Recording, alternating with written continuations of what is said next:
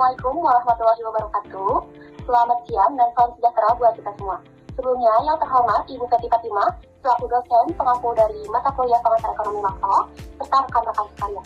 Mohon izin, perkenalkan kami dari kelompok 1 akan mempresentasikan hasil analisis mengenai pengaruh kebijakan fiskal, kebijakan moneter, sistem keuangan, perdagangan internasional, nilai tukar, dan globalisasi ekonomi terhadap sektor transportasi di Indonesia.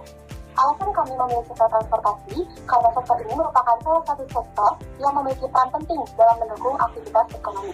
Hampir seluruh kegiatan masyarakat maupun dunia usaha bergantung pada transportasi, mulai dari distribusi barang, mobilitas tenaga kerja, hingga aktivitas perdagangan dalam negeri maupun luar negeri.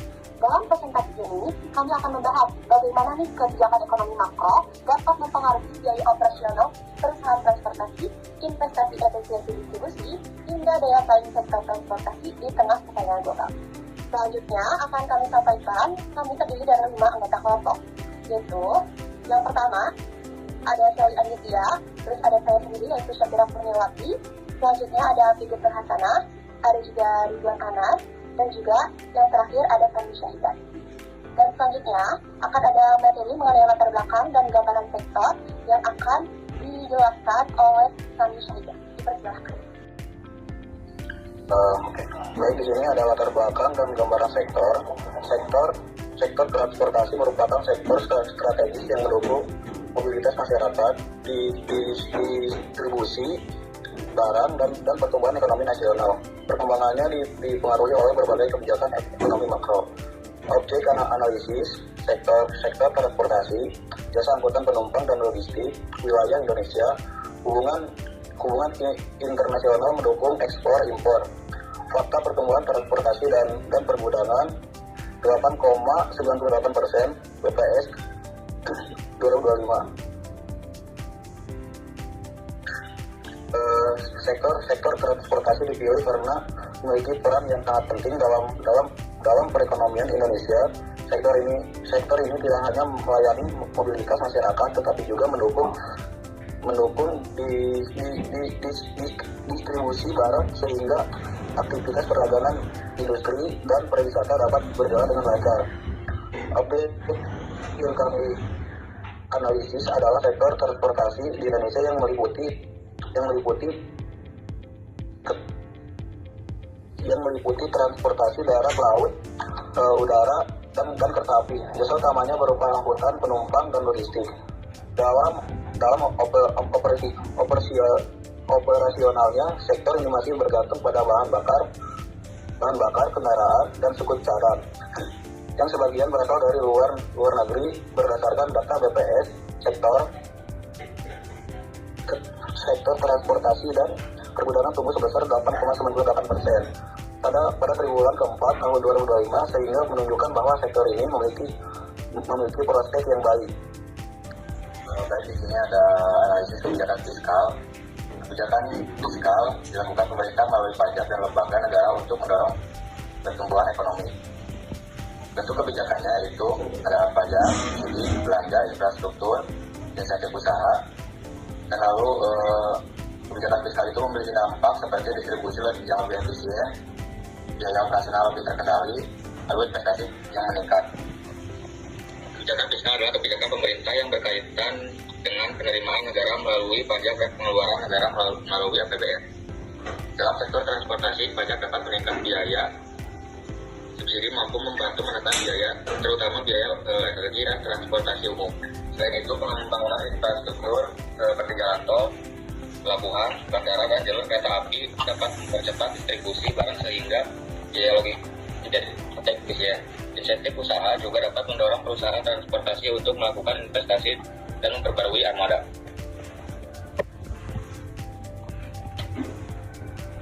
Lalu di sini ada analisis kebijakan moneter dan sistem keuangan. Kebijakan moneter menjaga kestabilan ekonomi melalui suku bunga, inflasi, dan jumlah uang beredar. Peran sistem keuangan yaitu ada kredit usaha, pembayaran digital, transfer dana, dan asuransi. Faktanya,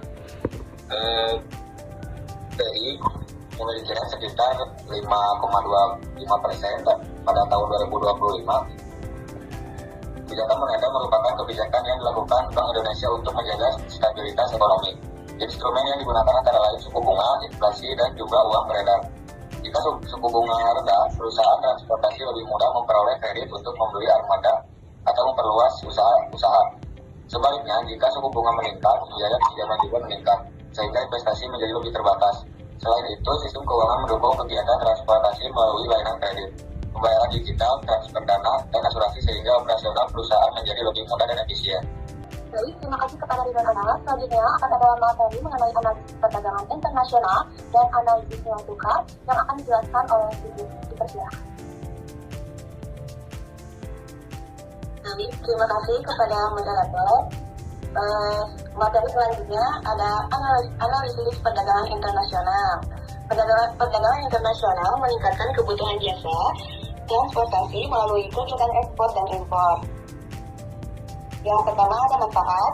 Poin pertama, pasar lebih luas, permintaan logistik meningkat, pendapatan bertambah.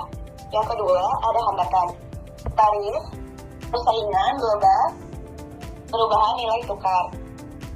Sektor transportasi memiliki hubungan yang sangat erat dengan perdagangan internasional karena kegiatan ekspor dan impor membutuhkan jasa transportasi darat, laut, maupun udara. Semakin tinggi aktivitas perdagangan internasional, maka semakin besar pula kebutuhan terhadap jasa logistik. Namun, sektor ini juga menghadapi berbagai hambatan seperti tarif perdagangan, biaya logistik yang tinggi, persaingan dalam perusahaan luar negeri, serta perubahan nilai tukar rupiah. Materi selanjutnya ada analisis nilai tukar, yaitu ada rupiah melemah, biaya impor naik, harga jasa naik, investasi menurun.